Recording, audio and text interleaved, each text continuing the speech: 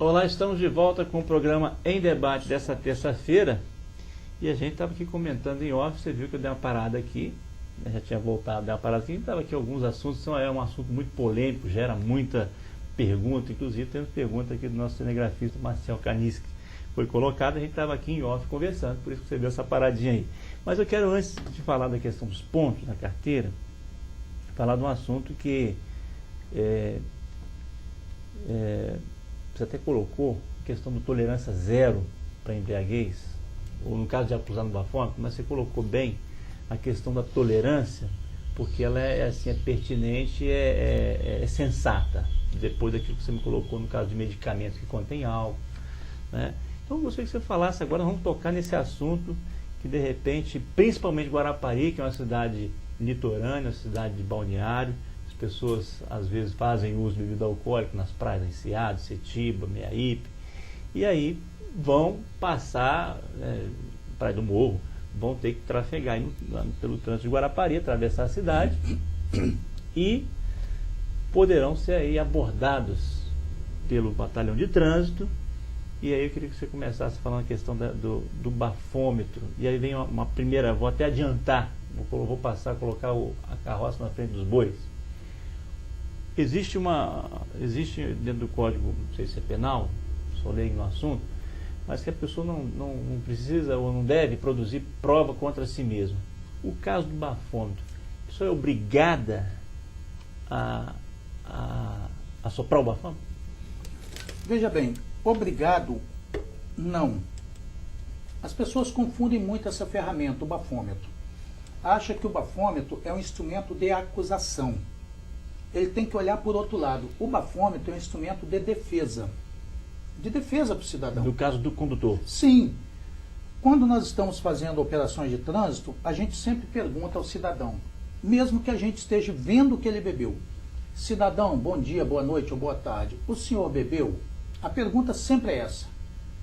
E geralmente 90% das respostas é não. Mesmo quando você vê que ele está embriagado, ele nega? Ele diz não. A gente fala, então o senhor assopra o bafômetro? Olha só, eu estou, no meu entendimento, ele bebeu. Eu estou dando a oportunidade a ele de se defender. Provar que não. Simples, é ele pegar, soprar, ele não disse que não bebeu, ele vai soprar e vai falar para mim, eu não falei que eu não bebi? Não é simples? Mas ele diz, não, eu não vou soprar o bafômetro. Ou senão, ele vai e sopra o bafômetro. Quando você tocou no assunto tolerância zero, não é bem tolerância zero. É porque houve um consenso. Não, porque quando a gente conversava em off, eu coloquei, para mim tinha que ser tolerância zero, mas aí você colocou a questão do medicamento, por exemplo, que tem álcool. Sim, existe alguns medicamentos que contêm sim álcool. Se a pessoa tomou aquele medicamento, logo, posteriormente, se ele for soprar o bafômetro, vai acusar alguma coisa, por exemplo, 0,10. E aí eu multo? Não. Existe uma tolerância... Uma escala de 0,13 no bafômetro. Assoprou o bafômetro, deu 0,13, não é feita autuação. Essa é a tolerância. Essa é a tolerância mínima, coisa mínima. A pessoa não está de forma alguma embriagada. Tomou um medicamento, alguma coisa que contém álcool, alguma substância, que deu no máximo 0,13. Sendo que essa substância ela vai alcançar 0,9, 0,10 mais ou menos. Já colocou uma folga aí. Já botou uma folga. A partir de 14 ao 33, 0,33, ele será enquadrado sim na medida administrativa. O que quer dizer isso?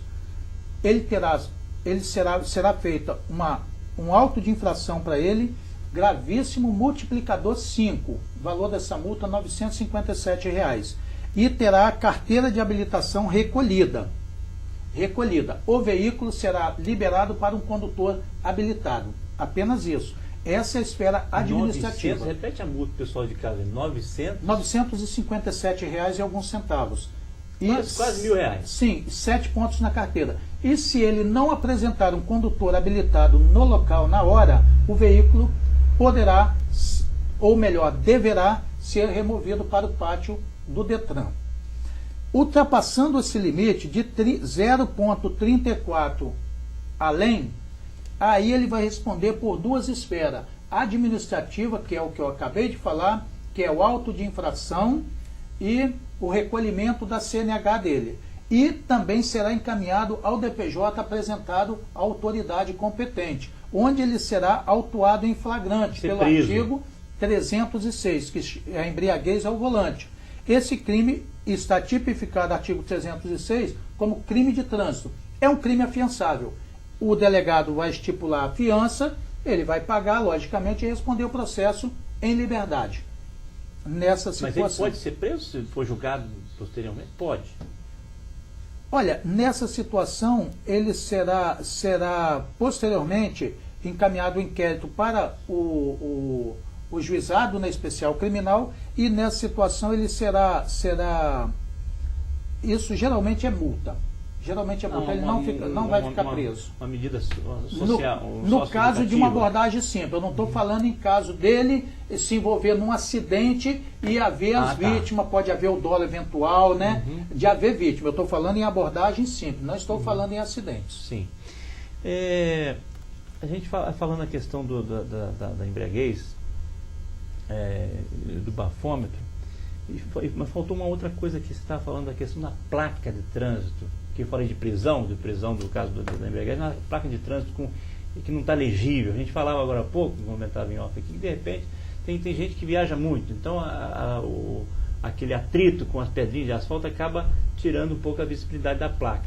O carro pode ser preso, pode ser retido o carro? Exatamente, existem muitas situações, Fabiano. O trânsito ele é uma coisa muito ampla, muito grande, muita coisa que as pessoas desconhecem, às vezes são autuados por desconhecimento do código. Exemplo, se você andar com aquele engate de colocar o reboque e ele estiver atrapalhando a visibilidade da placa, o veículo pode ser removido.